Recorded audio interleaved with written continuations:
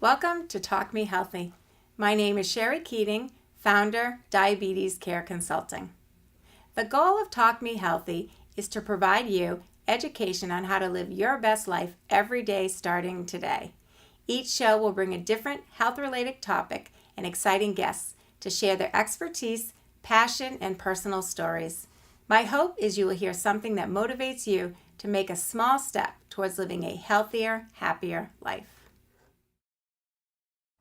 Welcome to Talk Me Healthy. This is Sherry Keating, your host, and today's show is an exciting show on Parkinson's disease and the Parkinson Foundation and the Moving Day event coming up in Boston. So I have two very special guests with me today I'd like to introduce to you.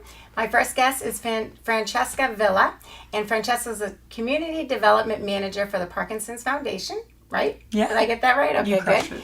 And then Bob Deperon, and he's the Director of Community Outreach at Right at Home. That is correct. So welcome. I'm so excited to have you guys here today and to talk about this disease. Absolutely. I actually had a dad who had multi-systems atrophy, and he had a lot of the symptoms of Parkinson's. Mm-hmm. So this is dear to my heart as well. So I'm excited for you to share some information about the disease itself and about the foundation and Moving Day. We'd be happy to.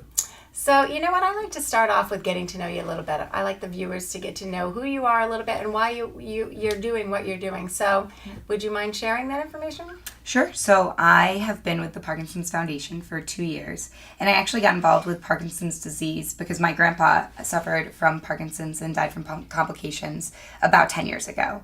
Parkinson's is a disease that affects about 1 million Americans right now, and here in Massachusetts it's at 25,000. And the symptoms vary, and when I was younger, I didn't understand what was happening. My grandpa was a World War II general. He drove a Jeep around Germany, which was his favorite story to tell us when we were kids, and he met my grandma in Germany. And when he came back to America, he was known in the town where my mom grew up as the man with the tank in his front yard. So he was this big, booming man who drove a tank into his front yard to keep my mom and her boyfriends in line. And when he got diagnosed with Parkinson's... Seriously? Oh, yeah. Wow. Seriously. My mom and my dad is very lucky to have met my mom after the tank phase. I was going to say, that was pretty scary for any guy to drive up Oh, and yeah. see a big old tank in the front yard. Yeah. But that was where my grandpa was, right? I remember him screaming at us out the window to get out of the pool when it was time for dinner. My grandpa Joe was a very strong man.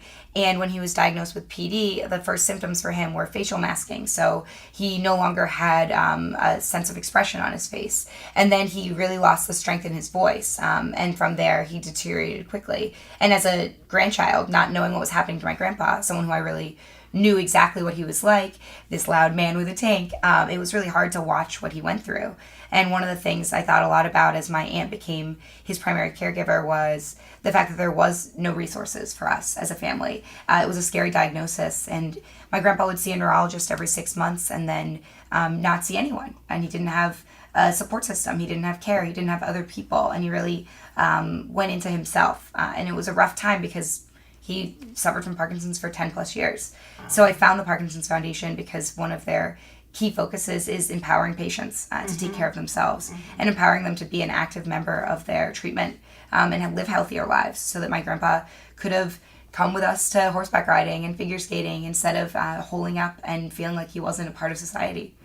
So I've been doing this work ever since, and hoping that other people's grandparents and their fathers and their moms and their sisters can have a better experience with the disease. And I bet your grandfather's very proud of you. Yeah. Good for you. And how about you, Bob? It's a slightly different story in that respect. Probably about 4 years ago now, growing up and so forth, I've known some people who had been diagnosed with Parkinson's, and I didn't have as much of a history with that. So I'd say, oh, okay, you got Parkinson's, and not really know what was going on. And then about 4 years ago, we were approached by the Parkinson's Foundation, and this is Right at Home in general, and we found that our corporate Right at Home office, which is very large throughout the U.S. and international, that they are a national sponsor, and they asked us to get involved because Moving Day they wanted to bring to Boston. Mm-hmm. And there were a lot of great causes, but I thought this would be a great opportunity to learn more about Parkinson's and get involved in such a great cause. So this is my 4th year now being part of Moving Day and being part of the committee.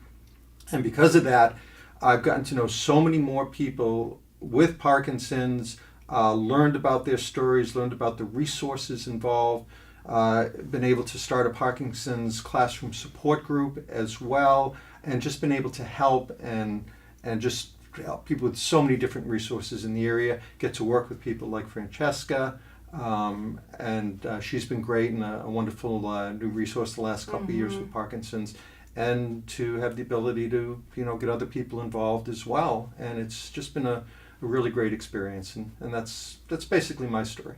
That's wonderful. I love the work that you're doing. That's it's so needed. So what is Parkinson's? So if the viewer is asking to know some more information, what would you share with them about what Parkinson's is? How is it diagnosed? Are there treatment? Is this like a terminal sort of disease? I know it's progressive, but... Sure. So Parkinson's is a neurodegenerative disease. What happens is the neurotransmitter dopamine in the brain is involved in almost every part of your life, from body to emotion to movement. And people with Parkinson's don't produce as much dopamine as people who do not have it. And over time, as the dopamine degenerates and you produce less and less, it can affect both motor and non-motor symptoms, or motor and non-motor parts of your life. What that means is maybe you develop a tremor, your walk changes, facial masking, so you lose the ability to show facial emotions. Non-motor can be cognitive changes. Constipation is a big one. Your handwriting changes. Loss of smell. Loss of smell and constipation are some non-motor symptoms that can actually help diagnose the disease early on. The majority of people with Parkinson's are diagnosed between 50 and 70. There are people with early onset Parkinson's between 30 and 50. And just like other diseases, it comes in stages. Researchers have divided Parkinson's into about 5 stages. And that's as the dopamine levels in your brain slowly degenerate more and more and more. Now, there is no cure currently for Parkinson's disease. However, with treatment, by supplementing dopamine in the brain with a specific drug, levodopa, that can help level out the dopamine that you're missing. And over time, different research, different pharmaceutical companies have found ways to really supplement those parts of the brain to help your life and help with the diagnosis. But another very key finding that we'll talk about a lot is that movement really helps quality of life, and the physical activity of moving can significantly slow the progression of the disease. And what's interesting is that it manifests itself differently in every person. So not one person has the same symptoms, and some it can be movement, it can be freezing, and others it can be more cognitive type of changes. So everything's different, and the treatment is different for everybody too. The different levels of medication can be different as well. So it's a very personalized disease. So if a viewer's watching and they want to know what symptoms should they be reporting besides, so constipation, that kind of is very vague. I mean, a lot of things. I mean, there's a few, right? Constipation. Having a tremor, maybe your handwriting's changed. You've lost your sense of smell and it hasn't come back. Okay. Cognitive changes, sleeping problems. Okay. But really, it's talking to your doctor and having them diagnose it. One of the hard things about a disease that isn't genetic or environmentally caused, people say that Parkinson's, you may be predisposed to it genetically, but it will be an environmental factor that will help kind of pull the trigger for it. Absolutely. So my grandpa had Parkinson's. That doesn't make my mom or dad more likely to have Parkinson's. The percentage is like 1 to 1.5% more likely. However, sometimes things that you're exposed to. So, for example, people who fought in Vietnam and were exposed to Agent Orange have a much higher likelihood of having Parkinson's. Firefighters, unfortunately, some professions like welding, where you're exposed to certain chemicals, can trigger the disease. And that is all that information too. And also, if you're looking to really delve in deep, is available at parkinson.org, which is our website. You can call our helpline, which is 1-800-4PD-INFO. And those resources are more professional, and also those are the doctors and the nurses and the social workers behind our organization that can kind of help muddle through if you could be at risk for Parkinson's. And it's really important too. You probably have a very good primary care physician, but it's also very important to see a neurologist, and in some instances a movement disorder specialist at specific certain hospitals, because they are trained in Parkinson's, and specifically so they can really diagnose and get down to the root of it. So when it gets to that point where you think you need a little bit more, then it's really important to get a referral to a neurologist or a movement disorder specialist within one of the departments. That's really good advice. That's great. So the Parkinson's Foundation that you became involved in, both of you are involved in, right? Tell me a little bit about that. Sure. So the Parkinson's Foundation is actually pretty new. We merged two organizations, the National Parkinson Foundation and the Parkinson Disease Foundation, NPF and PDF, a lot of fun acronyms. We merged in 2016 to form the Parkinson's Foundation. And the reason was simple. We wanted to streamline the process and help more people. We went from being a smaller organization to a nationwide organization. One of the amazing things that the National Parkinson Foundation brings to the Parkinson's Foundation is our Center of Excellence network. So around the country and internationally, we're in Italy and Canada. So it's an international network. We have 42 centers of excellence. And centers of excellence are NPF approved or Parkinson's Foundation approved hospitals that treat people with a whole care system. So as Bob was saying, movement disorder specialists are different than neurologists. They're people who are trained to recognize the symptoms of Parkinson's, to titrate medicines better, so that if you're taking certain medications, you're taking them at the levels that will give you the best outcome. So one of the terms that we use in Parkinson's is on and off periods. So an on period is when you're on your medicine and it's working, meaning that you're not experiencing the motor symptoms. So you're not freezing at the grocery store. You're not experiencing a strong tremor. You're not having problems sleeping. And an off period or an off episode is when your meds are not working. So when you're titrating medicines and making them work better, you're changing the levels or the hours when you're taking the drug so that you can have stronger and longer on periods, which leads to a better quality of life. So the goal is to have more of the on period. Absolutely. So is it because their medicines just stop working after a period of time and they need a new medication? So over or time, your body builds a tolerance to it? Or? It's over time your body stops producing dopamine. So Parkinson's is, as the neurotransmitter degenerates, you produce less and less and less dopamine, meaning we are supplementing it more and more with drugs. So over time, you have to change the regimen to match what's happening within your body. And then unfortunately, by the end of the disease state, you're no longer producing dopamine, and that's where it gets more complicated, because the drugs that are currently on the market can't produce dopamine. They're just supplements. And there are even different alternatives to drugs. There's something called DBS, deep brain stimulation, and during our support group last month, we had Dr. Ron Alterman, who came, and he's actually a neurosurgeon it's himself, and he performs that actual surgery.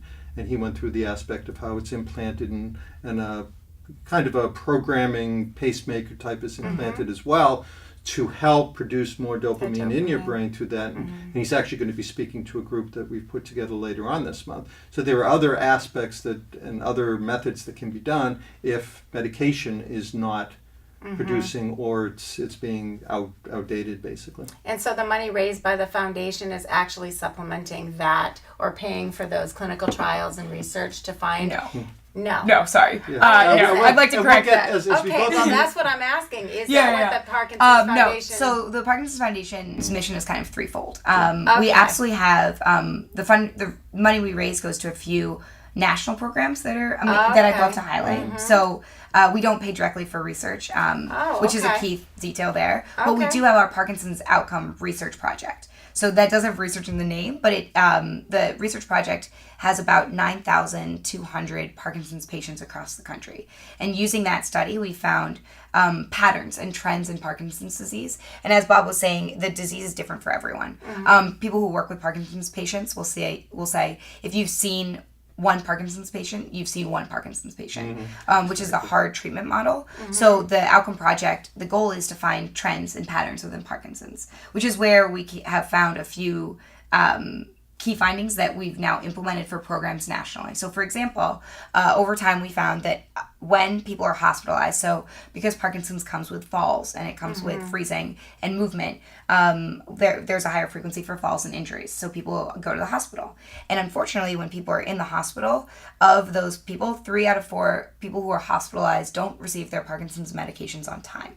So if you're specifically timing your medications, if you're taking them 6 times a day and you need to take them at 10 a.m. and when you're in the hospital you end up taking them at 10:30, well, that bumps the whole cycle and can lead to longer off periods, which can make the complications from the disease larger, meaning you're in the hospital longer. So we found that and said, how can we fix that? Which is where the Parkinson's Foundation started our Aware and Care Kit program. So the Aware and Care Hospitalization Kit is an actual black bag that people can order for free on our website, and it comes with all of these resources that you can use when they're going to the hospital.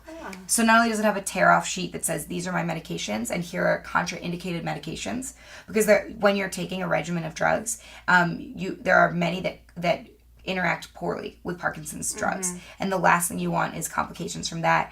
And if you're in the middle of a freezing episode, maybe you can't speak. And that becomes very difficult for people who are being transported, right? So it has this tear off with the medications. It has a Parkinson's alert bracelet. It even has a card for police officers and first responders that says, I'm not intoxicated. I actually have a neurodegenerative disease. Because unfortunately, the slurring of words, maybe the erratic walking, can look like you're drunk. And we want diabetes, low blood sugar. Exactly, right? So we want people to understand the disease. Yeah.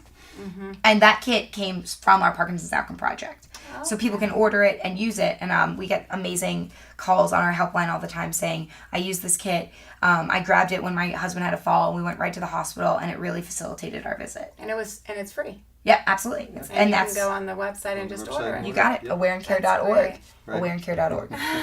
So that's where the foundation. So the foundation's really purpose is not to fund research.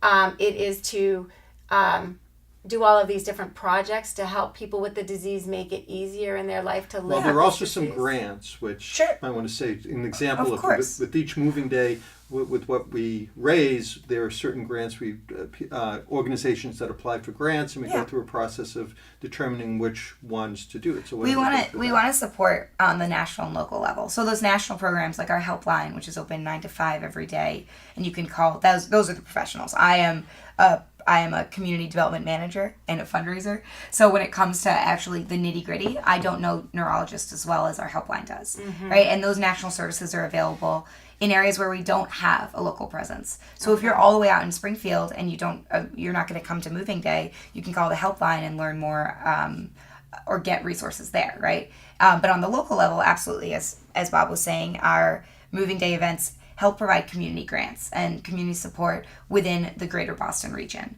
So each year after our event, part of the funds stay local, and different organizations can apply for a grant. The grant cycle for this year will open up in spring of 2018. And in the past, we've helped support different movement-based programs. And the reason for movement, just to go into that first before talking about grants, is another finding from our Parkinson's Outcome Project was that people who exercise 2.5 hours a week are getting a higher quality of life and slowing the progression of the disease.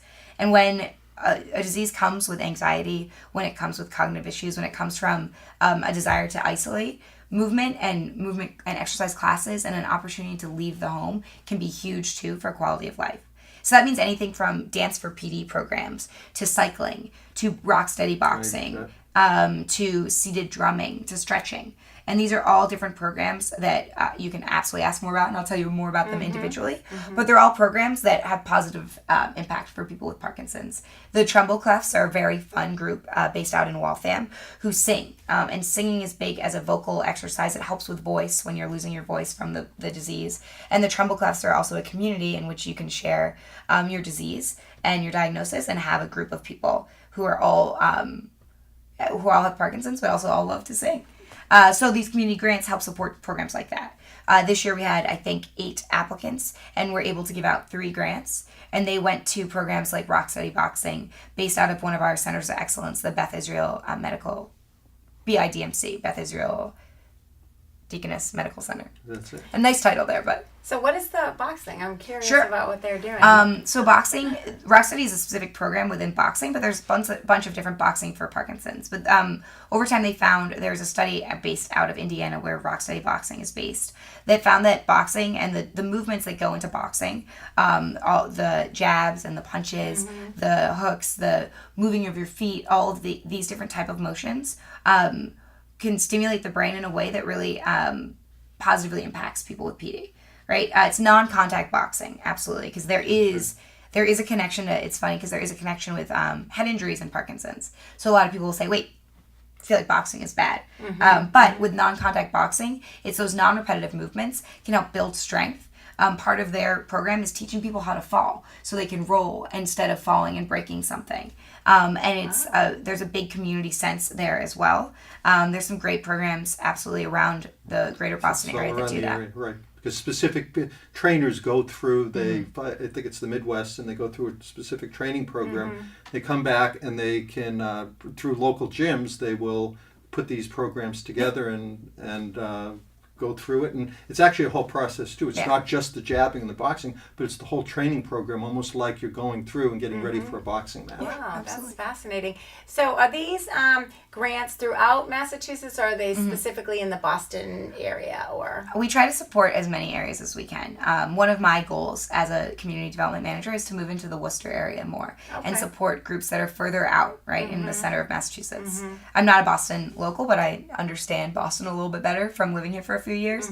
And we do have 3 specific parts of the state, right? So as of now, we're supporting a little bit closer to Boston, but as we grow as an organization, as we raise more money, the goal is to be in more areas so that more people can have access to resources. that would be great, because sometimes Boston's too far for people to go for those absolutely. resources. So that'd be great as they move further out west. And we can certainly encourage the audience looking at this to, if there is a particular program, to apply for a grant or so forth. So it doesn't matter really where you are. If it's something that's really important and helpful as a resource to Parkinson's, please do. Yeah. And they would apply through the website or through the Parkinson's Foundation? Yeah, or through reaching out directly to me. Okay, but and you're going to give your contact information at the end, and we'll have yes, it on the show as well. Yeah. Okay, that's great.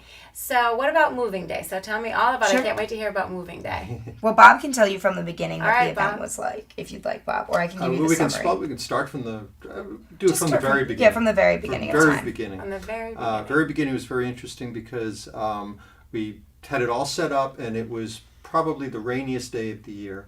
Always. That's how it works. Always. Your first year, Always. it's always going to rain. Always. It was on a Knock on wood. Saturday It won't morning. rain We had a this lot year. of preparation. It was really great. We raised, I think it was about $120,000, more than we thought we would. And we had Randy Price, who was like the MC of the event, and had a lot of people. And from probably 9 o'clock to 12:30, it poured. But it didn't matter. We still had a really great event. We had the course. Many people brought others family members and walked the course, which isn't a long course. I think it's either half a mile and 3 miles. Correct? Sure.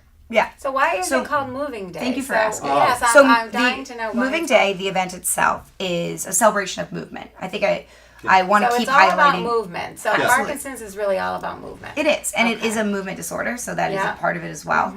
But as I was saying, because exercise plays such a key role in quality of life and slowing the progression of the disease, we want to highlight that and bring people together to celebrate that. So it's more than just a walk. Absolutely, there is a 5K component. You can walk on the Charles, get to walk over the bridges, see how beautiful our city is. You can do our 1 mile out and back route if that's more comfortable for you. But for people with PD, maybe walking isn't their choice. So we have a movement pavilion that will be running PD-friendly exercises throughout the day. And what that means is a dance for PD class. We'll have seated drumming for Parkinson's. There'll be a section on boxing for Parkinson's.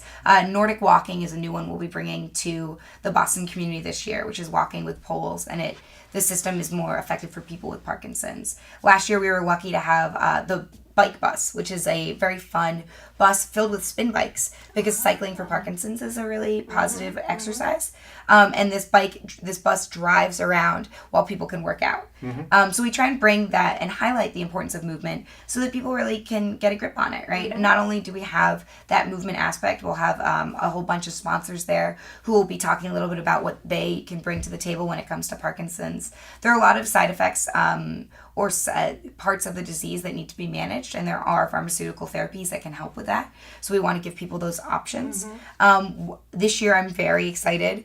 We'll be having the Service Dog Project there at Moving Day, and the Service Dog Project is in Ipswich, Massachusetts, and they actually provide dogs, Great Danes specifically, for movement disorders to help with walking and falls. So Great Danes, there's a few requirements, and they can tell you more about it at the event, but Great Danes are big enough that if you have a fall and you're like a 160-pound person, you can use your dog to get back up.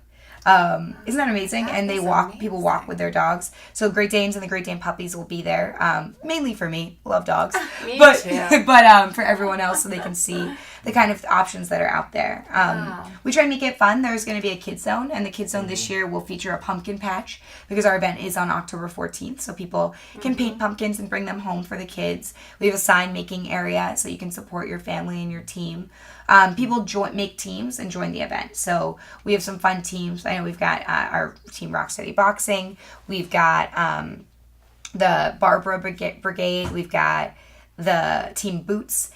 People form a team maybe around someone living with PD. Maybe they form a team because they lost someone to Parkinson's. And that team not only comes out and supports, but a lot of the time they fundraise because the funds that they raise go directly back to these national and local programs that are supporting people with Parkinson's. And the New England Revolution are going to be there. They are. In fact, right now, we are running a really fun fundraiser with the New England Revolution to get 4 field passes to see their game on September 30th. That should draw people in. Oh, I mean, you get a tour of Gillette Stadium, and I know people love Gillette. Yes, they do. That's great. So when is moving day? What is the date? Yep, what is the time? How does someone get involved in moving day? So moving day this year will be October 14th, and it starts at 9 a.m. Registration opens around 9:30. You can get involved by going to movingdayboston.org, or you can send me an email. I'm the coordinator of the entire event, but people can register online right at that website, movingdayboston.org. And since it is a fundraising event, we strongly recommend fundraising, but you don't have to. If you raise $100, you do get a Moving Day t-shirt, but fundraising is just one part of the event. So if that makes people nervous, which I know it does, it's okay. We want you to come out and support anyway. Okay, and where is it located? Yeah. Where is the Moving Day? Moving Day is at Artisani Park, which is on Soldiers Field Road in Boston, Massachusetts. It's right by Harvard Stadium with plenty of parking and beautiful views of the Charles. Sounds beautiful. I think everyone should get involved. Absolutely. And you don't have to, again, with the fundraise, you can even just come and volunteer. Or you can register as a volunteer. Yeah. We're always looking for people to help with the registration tent, with actually around the route, cheering people on. Hand out snacks. Right, giving out snacks and so forth. So you can do that, or you can help. You don't even have to come. You can help with the fundraising aspect of it and join the team. It would be great to come. Sounds like you should but if go, you can't make it, You should probably go. It sounds like a lot of fun to go. It sounds I like mean, a really boy, lot of fun. And it's I'm fascinating excited. the way they use movement Absolutely. to help people with Parkinson's disease. I wish I had known all of these when my dad had MSA, which, he had a lot of the Parkinson's symptoms. So I wish I had known about all of these things. Well, that's why we're here. Well, it's wonderful. And you guys have been such a wealth of information, and I'm so grateful that you came. Unfortunately, we've run out of time for our show today, but I'll have to come back. So let's review where they can get the information. Sure. You can find more information about Moving Day at movingdayboston.org or by emailing me, Francesca Villa. Okay. Do you want my email address? Yes, go ahead. Give me Sure. your email. My email address is fvilla@parkinson.org, or you can call our community development line, which is 908-420-8865. And if you're looking for anything just to get involved, as I had mentioned before, I was looking for just something, and I happened to get involved with this through our company Right at Home, and it's just blossomed into such a great resource for me and for others, and such a great organization, and just getting involved is great if you're looking for anything in that respect. We always need a lot of volunteers. Absolutely. Absolutely. And I'm great, so you get to volunteer with me. Well, there you have it. She's great, and you should volunteer. And so I just want to thank you both for coming, and what you're doing to help people with Parkinson's is phenomenal. So thank you so much for putting your heart into this very important disease. And we're going to end Parkinson's disease, right? There it we is, go. yeah. That's our goal. So, and I want to thank the viewers for tuning in today, and tune in next month. We're going to be having the Department of Public Health, Max Alderman, who will be talking about the diabetes prevention program and preventing type 2 diabetes. So please tune in then. But until we meet again, remember to live your best life every day starting today. This is Sherry Keating. Have a great day.